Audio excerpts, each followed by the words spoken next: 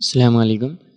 میرا سوال یہ ہے کہ رفع دین کرنا ہے نماز میں، تو کچھ لوگ یہ بولتے ہیں کہ نہیں بھی کرے تو چلتا، یا پھر زیادہ تر لوگ بنا رفع دین کے نماز پڑھتے، یا پھر چاروں امام میں سے کسی ایک کو فالو کرے تو چلتا، تو اس کا کیا مسئلہ؟ بھائی نے سوال کیا رفع دین کرنا کیا نماز میں ضروری ہے یا نہیں؟ بہت سے لوگ رفع دین نہیں کرتے، کچھ لوگ کرتے بھی ہیں، تو اس کا کیا معاملہ ہے؟ اور چاروں امام میں سے کسی ایک کو ماننا کیا ضروری ہے؟ تو دیکھیے، سب سے پہلی چیز کہ رفع دین کے تعلق سے جتنی بھی باتیں آپ کو اقوال ملیں گے ائمہ کی وغیرہ وغیرہ، سب نے اس کو سنت کے کیٹیگری میں ہی ڈالا ہے۔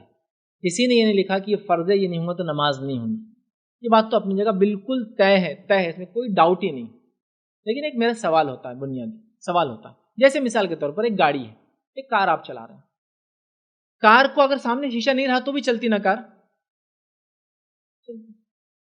پیچھے دیکھنے والا جو میرر ہوتا ہے، بیک سائڈ آپ دیکھتے، وہ نہیں بھی رہا تو گاڑی چلتی ہے نا؟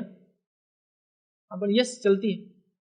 کار کو اگر سیٹ نہیں بھی رہی، اپنے گھر کی کرسی لے آ کے اس پر رکھ دیا تو بھی چلتی ہے نا؟ چل جائیں گے، لیکن اس کی خود کی کرسی تو بڑا مزہ آتا، آگے پیچھے اوپر نیچے سب۔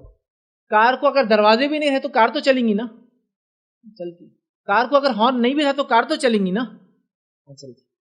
ایسی بہت ساری چیزیں جو گاڑی میں نہ بھی ہو تو چلتی، لیکن آپ گاڑی کو پرفیکٹ کرتے ہیں، کانچ ہونا، اچھی ہونا، میررز ہونا، یہ ہونا، ہارن ہونا، پرفیکٹ سے پرفیکٹ کی طرف جاتے ہیں۔ تو میں بھی یہ کہہ رہا ہوں کہ نمازوں میں بھی آپ پرفیکٹ سے پرفیکٹ کی طرف جائیں، جہاں نمازوں کے فرائض اور اس کی واجبات کو پورا کرے، اس کی سنتوں کو بھی پورا کرنے کی کوشش کرے، جتنا ہو سکتا، جہاں تک ہو سکتا، عمل کی شکل میں یا دعاؤں کی شکل میں۔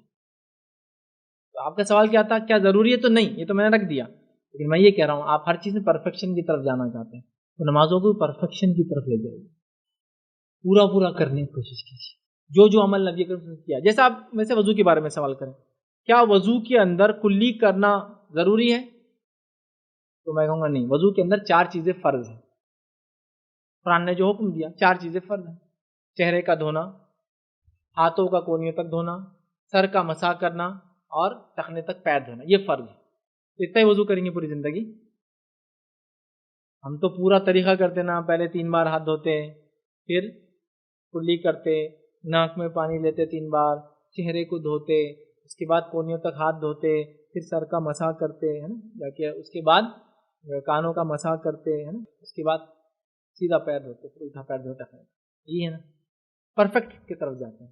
تو ویسے ہی ہے۔ تو آپ کا سوال کیا یہ ضروری ہے؟ تو نہیں، یہ اپنی جگہ ہو گئے، لیکن ہر چیز میں چونکہ ہم پرفیکٹنس کی طرف جانا چاہتے ہیں، اچھے سے اچھا کرنا چاہتے ہیں، کیوں نہ اپنی نمازوں کو بھی ہم سجائیں، سوارے ان چیزوں سے جو اس میں آلریڈی ہے، اپنی طرف سے ملائے نہ، کچھ بھی نہ ہے نا، لیکن جو ہے ثابت ہے۔ اب مسئلہ یہ ہوتا ہے جب رفع دین کی بات آتی ہے تو لوگ مسلکوں میں بانٹ لیتے ہیں اپنے آپ کو، وہ کہتے ہیں کہ وہ مسلک ہے تو رفع دین کرتے، یہ مسلک ہے تو رفع دین نہیں کرتے۔ لیکن میرا ایک سوال ہے آپ کو، آپ سمجھیے، خالی پڑھے لکھے ہیں ماشاءاللہ، آپ سننے والے میرے لیے پڑھے لکھے ہوتے۔ ایک سوال ہے، ایک کمپنی ہے جو ایک را مٹیریل لیتی ہے اور اسے ایک پروڈکٹ بناتی ہے۔ مثال کے طور پر سمجھ لیجیے ایک کمپنی ہے جو چپس بناتی ہے، پوٹیٹو چپس، آلو کی چپس، وہ آلو خریدتی ہے اور چپس بناتی ہے۔ چپس پیک ہوتے ہیں، پھر ان کے ریٹیلر کے پاس جاتے ہیں یا ان کے ڈسٹریبیوٹر کے پاس جاتے ہیں۔ تو ڈسٹریبیوٹر جو چپس بیچتا ہے وہ وہی ہے جو کمپنی نے بنائی ہے، ڈسٹریبیوٹر کے چپس الگ رہتے ہیں کمپنیوں سے؟ کمپنی نے جو بنائی۔ تو اگر آپ ایسا بتا رہے ہیں، لوگ جیسا بتاتے ہیں کہ بھائی اسلام ایک کمپنی ہے، اس کے 4 آؤٹ لیٹ ہے، 4 امام، سمجھ لیجیے، مثال دے رہا، برا مت لگنے دیجیے، سمجھانے کے لیے۔ تو میرا سوال ہے، پروڈکٹ جو کمپنی میں آتا ہے را مٹیریل وہی باہر نکلیں گا یا پروڈکٹ بھی 4 الگ الگ ہوں گے؟ اچھا، کوئی ایک آدمی سمجھو کمپنی کا ایک پروڈکٹ بیچ رہا ہے، سمجھو فریج بیچ رہا ہے، کوئی دوسرا بڑا مستری بیچتا ہے، یہ تو سمجھ میں آتا، کمپنی لیکن ایک ہی ہے، چیز ایک ہی کمپنی سے آ رہی، را مٹیریل ایک ہی ہے، مطلب آپ چاروں میں سے کوئی بھی استعمال کر سکتے برانڈ یا نہیں؟ تو وہ آپ بولتے نہیں، کمپنی ایک ہے لیکن چاروں آؤٹ لیٹ الگ، ایک سے لے دوسرے سے نہیں لینا، چاروں کمپنی کے نہیں ہے، اس کا مطلب ہے نا، چاروں کمپنی کے، چاروں حق ہے، چاروں میں سے لے سکتے، نہیں لیتے ایک سے۔ بات سمجھ میں نہیں آ رہی، اگر کمپنی ایک ہے، را مٹیریل ایک ہے، تو پھر پروڈکٹ 4 کیسے ہو سکتا؟ اگر 4 ہے تو پھر چاروں حلال ہونا چاہیے، بھی کوئی نہیں لینا ایک ہی ہے پوری زندگی۔ پھر جب ہم بولتے ہیں تو نہیں بولتے، نہیں دیکھو میں وہ دوسری مثال دیتے، 4 ڈاکٹر ہیں، ایک ایلوپیتھی ہے، ایک ہومیوپیتھی ہے، ایک یونانی ہے، ایک سدھا کر، جو بھی، تم ایک سے علاج کرائیں گے، چاروں سے کرائیں گے؟ آپ بولتے نہیں ایک سے، تو بولے ویسی چیز امام ہے، ایک کوئی پکڑ کے چلنا، نہیں میں بولتا ویسا نہیں۔ یہ بیماری اگر ان کے پاس اچھی ہوتی تو میں کیا کروں گا، یہاں سرجری کراؤں گا، وہاں MBBS کے پاس جاؤں گا۔ اگر ایک بیماری ایلوپیتھی میں اچھی ہوتی تو ایلوپیتھی میں جاؤں گا، دوسری اگر سدھا میں ہوتی جاتے، تیسری یونانی میں ہوتی، آیورویدک میں ہوتی، میں وہ کروں گا۔ نہیں ویسا نہیں کر سکتے، پھر پرابلم ہے۔ تو ہم لوگ کیا کریں معلوم، جو بول رہے ہیں ہم سمجھ نہیں پا رہے، یا پھر جو بولتے ہیں وہ بغیر سمجھ کے بولتے ہیں. اگر چاروں اماموں نے وہیں سے لیا جو قرآن و سنت ہے، تو پھر چاروں میں سے کسی بھی عمل کرنے میں کوئی حرج نہیں ہونا چاہیے. ہمارے پاس کیسا ہوتا، اگر آپ دوسروں کا چھوڑ کے ہمارا عمل کرے تو جائز ہے، اپنا چھوڑ کے ادھر گئے تو جائز نہیں ہے. یہ بھی مسئلہ ہے. مطلب کوئی آدمی شافعی ہے اور وہ بولتا میں حنفی بن جانا چاہتا ہوں، تو بولتے بہت اچھا کام کیا آپ نے، حنفی غلط کام کر. اور ہمارے پاس آئے تو اچھا ہے، تو ادھر گیا تو برا ہے. پھر بڑے کمپنی ایک ہی ہے، پروڈکٹ ایک ہے، چاروں ڈیلر ایک ہی کمپنی کی ہے، تو مطلب پروڈکٹ کیا ہو گیا، پروڈکٹ خود مذہب بن گیا اپنے آپ میں. مطلب پروڈکٹ خود ایک ایک کمپنی بن گیا. اگر وہ کمپنیاں ہیں الگ الگ، پھر ہم کو کوئی کمپنی نہیں چاہیے. قرآن و سنت جیسا صحابہ نے سمجھا وہ ایک ہی کمپنی چلتی، باقی کوئی نہیں چلنے والا. اگر یہ کمپنی ایک ہی تھی، را میٹریل ایک ہی ہے، یہ خالی 4 الگ الگ آؤٹ لیٹ ہے، تو میں کہتا ہوں اچھا کیا امت کیا صرف 4 امام ہیں؟ یہ بھی ایک مسئلہ ہے. ہم نے تاریخ نہیں پڑھی. میں نے تاریخ میں پڑھا، اسلامی تاریخ کے اندر جو مختلف فقہ اور مختلف فقہا جو مختلف زمانوں میں مشہور ہوئے اور ان کے فقہ بڑے معروف ہوئے، ان فقہوں میں نے ایک فقہ دیکھا، امام لیث کا ایک مسلک تھا. امام لیث کا مسلک بہت مشہور اور معروف مسلک تھا. اتنا مشہور تھا لیثیہ مسلک کہ بہت وقت تک، کم ایک صدی سے اس سے زیادہ تک، امام شافعی کے مسلک پر حاوی تھا. یہ مسلک مطلب شافعی مسلک کو ماننے والے کم تھے، لیثیہ مسلک کو ماننے والے زیادہ تھے. ہوا یہ پھر مصر کے اندر ایک حکومت آئی اور حکمراں جو تھے وہ شافعی تھے. تو انہوں نے کیا کیا، کہا کہ اب وظیفہ صرف ان لوگوں کو ملیں گا جو شافعی مسلک سے عمل کریں گے. تو لہٰذا لیثیہ مسلک ختم ہو گیا، سب شفٹ کہاں ہو گئے، شافعی مسلک پر. تو امام لیث کا مسلک ختم ہوا. اس کے گرتا کہ آج تو امام لیث کو کوئی مانتا بھی نہیں اور کوئی جانتا بھی نہیں کہ کوئی ایک مسلک ایسا تھا. سمجھ رہا؟ تو امام لیث کا مسلک نہیں تھا، وہ بھی ایک مسلک تھا، وہ بھی ایک سمجھ تھی، اور وہ چلا کافی زمانے تک. یہ الگ بات ہے. کئی ائماؤں میں سے جن کا مسلک بڑا مشہور معروف ہوا، زمین زمانہ ملکوں کے حساب سے 4 ایسے امام رہے جن کا مسلک بہت مشہور ہوا.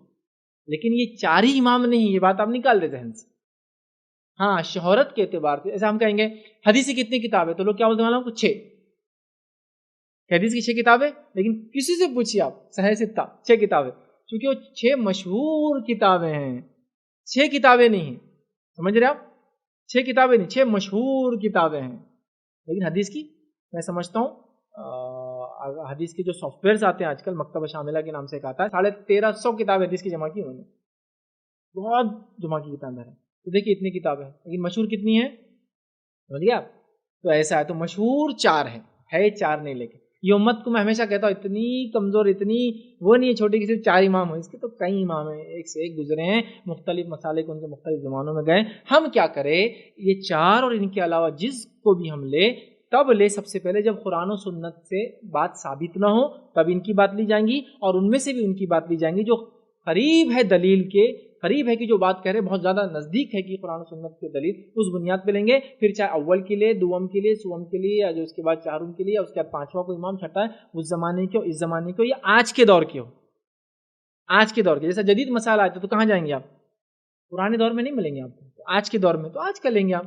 ہاں اصل مل جائیں گی، اس کی بنیادیں ملیں گی کچھ نہ کچھ، وہ ایک الگ بات ہے. تو لہٰذا ہم اس چیز کو سمجھیں کہ مسلک جو ہوتا ہے وہ سمجھ ہوتی ہے. جب قرآن و سنت میں یا صحابہ سے کوئی بات نہیں آتی ہے تو امام اس مسئلے کو سمجھانے کے لیے اپنی رائے رکھتا ہے. وہ رائے لی بھی جا سکتی ہے، وہ رائے چھوڑی بھی جا سکتی ہے. ٹھیک ہے. تو لہٰذا آپ 4 ائمہ، اس کے علاوہ آپ کو کچھ ملتے ہیں، جس کی رائے آپ کو پسند ہے انشاءاللہ ان کی رائے آپ لے سکتے ہیں. جب قرآن و سنت سے کوئی بات نہ ہو، یا کسی بات میں ایسا ہو کہ 1 سے 2 باتیں سمجھ میں آ رہی ہو، تو ہم کس کے لے، آپ کو جو بہتر لگتا دلیل کی بنیاد پر آپ اس کی بات بھر انشاءاللہ لے سکتے ہیں.